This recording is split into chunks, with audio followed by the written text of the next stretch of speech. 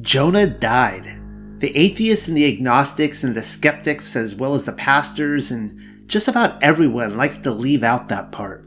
Depending upon who you bump into on the street, they will either tell you Jonah hanging out in the digestive system of a fish for 3 consecutive days and then living to tell the whale of a tale was impossible and therefore fictitious, or that they were wrestling to comprehend it all, scientifically speaking, of course. Well then, what do these people think the sign of Jonah was exactly? Then certain of the scribes and of the Parashim answered, saying, Rabbi, we would see a sign from you. But he answered and said unto them, An evil and adulterous nation seeks after a sign, and there shall no sign be given to it, but the sign of the prophet Jonah. For as Jonah was 3 days and 3 nights in the fish's belly, so shall the Son of Adam be 3 days and 3 nights in the heart of the earth. Bezorah Matithyahu 12, 38-40. That was Mashiach doing the talking, by the way. The sign of Jonah was one in which Yahusha promised to enter the heart of the earth, whatever that means, and then resurrect from the dead. Just kidding. The heart of the earth is totally a reference to Sheol, obviously. Thought you had me there for a moment, didn't you? Maybe next time. Comparing his 3 days and nights in the tomb with Jonah's Airbnb situation only works if Jonah died as well. And of course, in the case of Jonah's resurrection, Nineveh repented. The same cannot be said for Yerushalayim, unfortunately. Not that Jonah didn't end up in the belly of the earth either. Read it for yourself. Now, Yahuwah had prepared a great fish to swallow up Jonah. And Jonah was in the belly of the fish 3 days and 3 nights. Then Jonah prayed unto El Yahuwah Alahayu out of the fish's belly, and said, I cried by reason of my affliction unto El Yahuwah, and he heard me. Out of the belly of Sheol cried I, and you heard my voice, for you had cast me into the deep, in the midst of the seas, and the floods compassed me about. All your billows and your waves passed over me.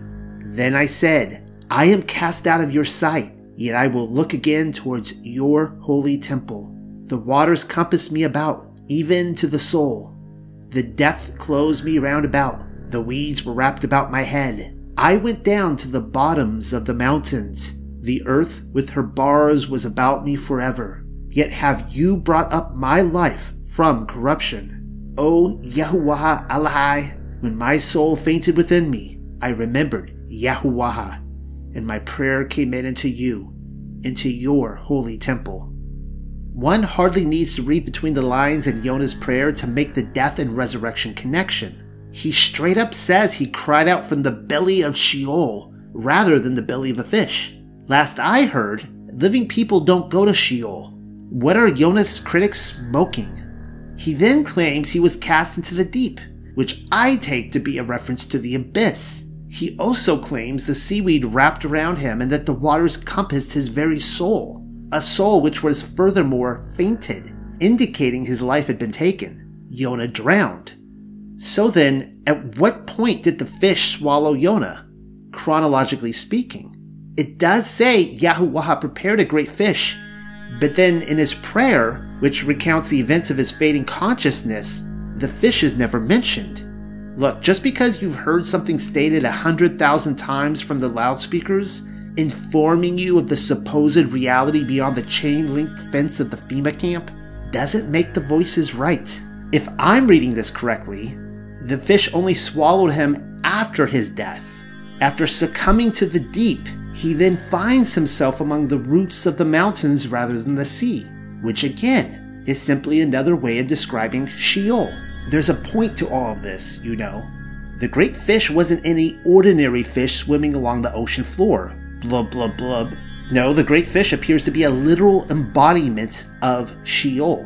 It's the Leviathan we've been hearing so much about as of late. I spent my morning tracking down dozens of examples of artwork, all of which share a common theme. Jonah is being swallowed by a fish resembling a sea serpent. You're welcome. The ancients knew what was going on, apparently. The fish was as supernatural as Jonah's death and rebirth incident. The thing about my collection is that I was holding back from you. There are other, far older depictions. The earliest visual examples that I can find all seem to attest to a Leviathan-like creature, rather than a tuna fish or a whale. Here's one such fresco from the underground catacombs of Marcellinus and Kepha in Rome, and of course Kepha is Peter, dated by the calendar makers to the 4th century. Yep, that is Jonah all right, being cast into the jaws of a sea serpent. But then check this one out, why don't you? The Jonah sarcophagus is dated to 300 AD and is said to be a surviving remnant of old St. Peter's Basilica in Rome, which was conveniently demolished in 1505 under orders of Pope Julius II. Another end of the Millennial Kingdom events, I shouldn't wonder. You know I so badly want to ride off on that hound hunt. But then we'd wander way off course from our present reconnaissance mission. Best to stay on course. There are actually various scenes on the Jonah sarcophagus, one of which includes Mashiach resurrecting Eliezer, that would be Lazarus, from the earth. Sounds like a clue. It is Jonah's death and resurrection scene, however, which takes the starring role in all of this. I'm no art major, so correct me if I'm wrong, but I'm seeing Jonah get swallowed by a sea serpent. After vomiting him out, we then see him rise up from underneath the earth. There is more to the sarcophagus, but you get the point. Seems to me that the man buried within had high hopes to be resurrected, and I certainly like to think that he made it. Speaking of which, my favorite part in Jonah's prayer regards his claim that Yahuwah brought up his life from corruption. That's a reference to Psalm 16:10.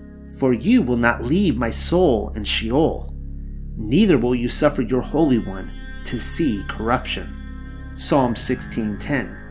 I have often heard it stated by the Sunday school crew that Jonah would have arrived in Nineveh with a blotchy lack of pigments called melanin in the skin, seeing as how he had been bathing for 3 days in gastric acid, among other defects. Could he even see after that? They keep missing the most amazing plot point of this story. Jonah was resurrected. Like Mashiach, his body did not see decay. But even that is not the full of it.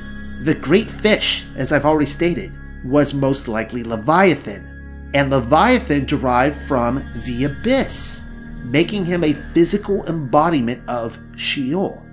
You will see what I mean when I continue this discussion.